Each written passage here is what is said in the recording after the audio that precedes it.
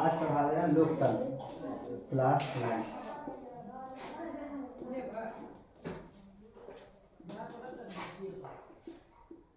पहले तो लोकतंत्र होता क्या है। लोकतंत्र बना है दरअसल डेमोक्रेसिया, अंग्रेजी में कहते हैं डेमोक्रेसी।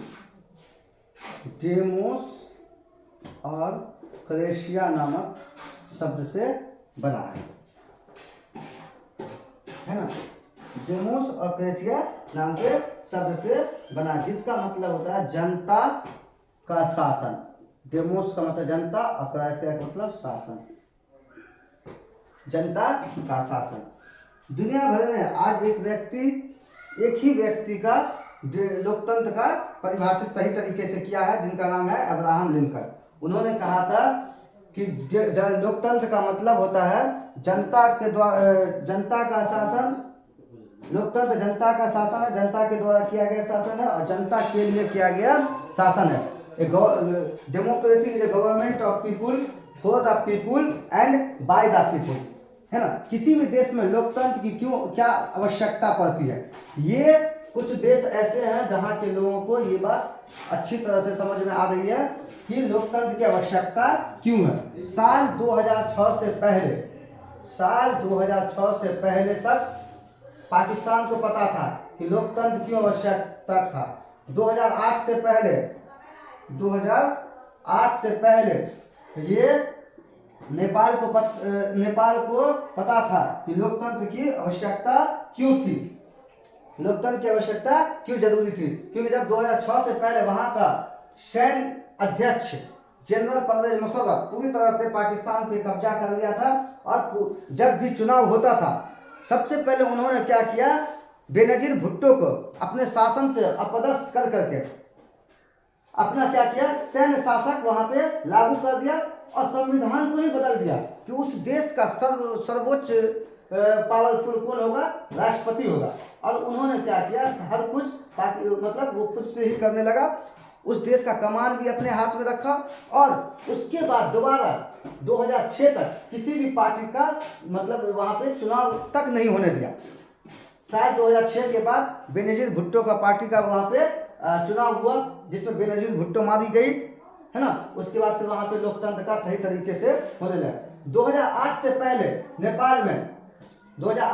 नेपाल में माओवादियों का शासन हुआ करता था। ये वही माओवादी है जो शीत युद्ध के दौरान माओवादी चाइना से आए हुए महो नाम के आदमी जो शासक था चाइना में, उन्होंने अपने सैकड़ों विद्रोहियों को नेपाल में भेज दिया था, जिन्होंने 20 साल तक नेपाल में बुरी तरह से तांडव मचाया और वहां पे 20 से 30 साल तक गृह युद्ध फैला रहा। लेकिन जब 2008 में नेपाल में लोकतंत्र आया, लोकतंत्र में चुनाव हुआ, तो उसके पहले प्रधानमंत्री, जिसका नाम था पुष्पदहल कमल, है ना, तो उन्होंने पहला क्या हुआ, वहां का प्रधानमंत्री बना और उसके बाद वहां का हालात धीरे धीरे सुधार होने लगा। तो आज नॉर्थ कोरिया पूरी तरह से राजाशाही है। चाइना में पूरी तरह से क्या है कि राजाशाही है, तानाशाही है।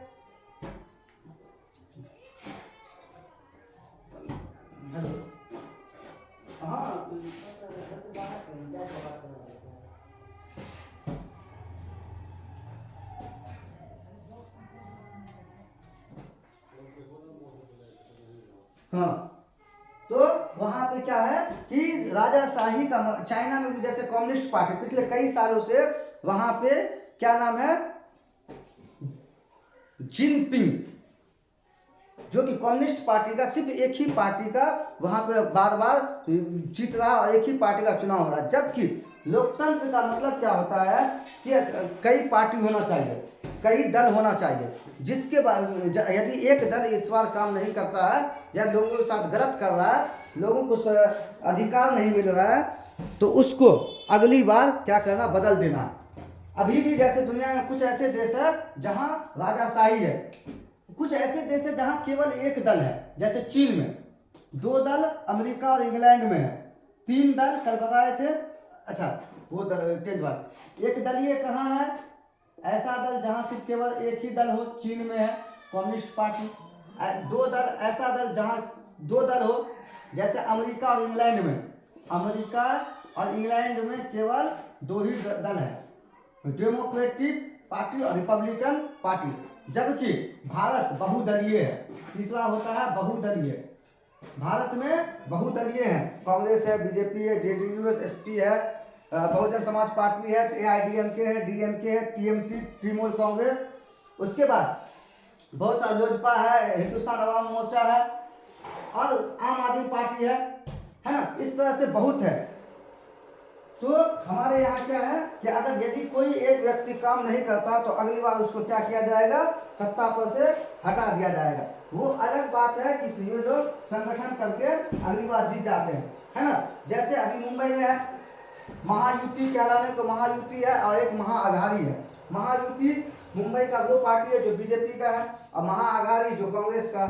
तो क्या है कि जब एक व्यक्ति काम नहीं, एक दल काम नहीं करता है तो अगली बार क्या होता है, दूसरे दल को मौका दिया जाता है। लोकतंत्र में सबसे बड़ा भूमिका ये होता है। अब आगे चलते हैं कि प्रत्यक्ष और अप्रत्यक्ष लोकतंत्र। हमारे यहाँ दो तरह का लोकतंत्र है, भारत में दो तरह का लोकतंत्र है। एक का नाम है प्रत्यक्ष और दूसरे का नाम है अप्रत्यक्ष।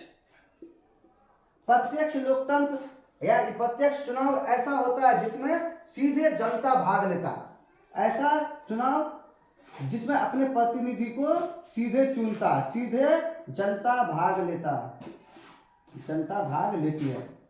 जैसे प्रधानमंत्री, जैसे विधायक, सांसद, मुखिया, उसके बाद जैसे वार्ड सदस्य या वार्ड कमिश्नर, मेयर और उप मेयर,